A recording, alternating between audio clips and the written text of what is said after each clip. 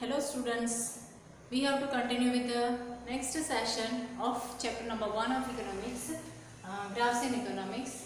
And here earlier we have completed the task of graphs and diagram differences. In differences, graphs and diagrams are a pictorial form. Pictorial form means we have whatever have textual, we have to make in a pictorial form.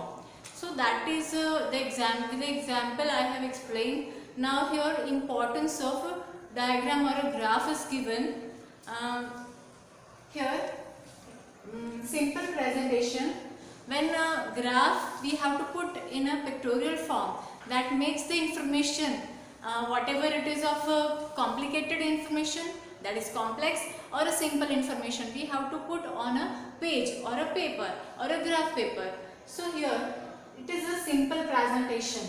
For making simple presentation, we have to put on the graph or a diagram subjects of economic which is perceived as difficult and complicated is made easier. Means here complicated information or any textual information we have to put on a page or a paper, so it looks like easier to understand.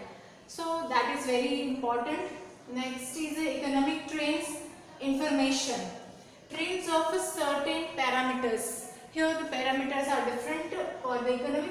Our various years can be observed through a single diagram.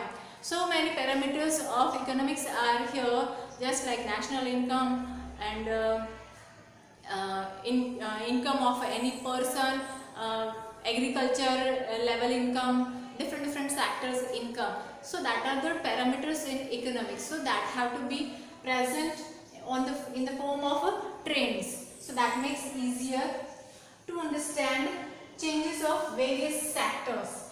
Different sectors we have got the study in the 11th standard, that is of three main sectors in our economics, that is of service sector, agriculture sector and industry sector.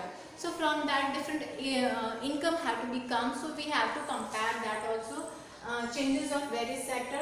Example is given, national income of various countries at a different time period. Means 2013, 2014, 2015, that different years national income of different countries have to be compared with this trends, with this diagram or a graph.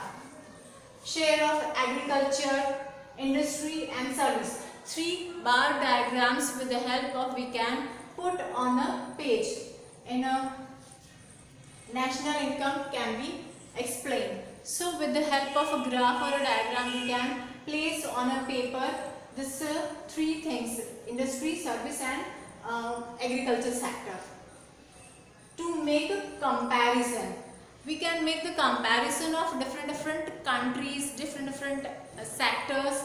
So here example is given, comparison can be easily drawn for the distribution of economic parameters between groups. Different parameters are given of group, classes, religion, sectors, time period, etc. So here the parameters have to be explained, and example is given, percentage of poverty. Poverty means those who are not having any livelihood to live.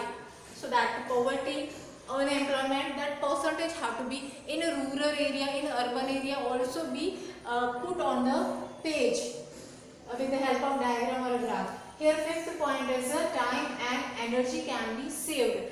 So here when textual part we have to take the hesitation to have to convert the statistical form and we have to place that. It is very difficult. But whenever we are putting on the diagram or a graph, it is very easy to understand, and it saves the time and energy, both much time and energy get wasted in understanding economics and explaining it. Economics is very difficult, it is very complex and makes it easier with the help of a graph or a diagram. So with this we can make a time, we can save the time easily. And the last is to understand principles of economics. So many principles we have earlier in 11th standard have learned. So that principles can be easily known by with the help of graphs or diagram. Example is given, the concept of expansion and contraction of demand and supply. Demand and supply, you all are aware about. Whatever the market demand is, that according to that we have to place the product as a producer. Supply means we have to place the supply accordingly whatever the demand is. So for affording this demand, supplier have to supply the products. So that expansion and contraction, that concept is very complex, so we can make it in easier form. Then elasticity of demand and supply, that contraction and expansion, that is also the another concept. And elasticity means to increase and decrease in the demand and supply, that have to be mentioned with the help of. And determination of price and production, here so many methods are there for the determination of a price. Price decide different ways, that determination can be placed with the help of diagram or a graph easier. So this all are the importance of here diagram or a graph. We have to continue with the next session. Till that, thank you.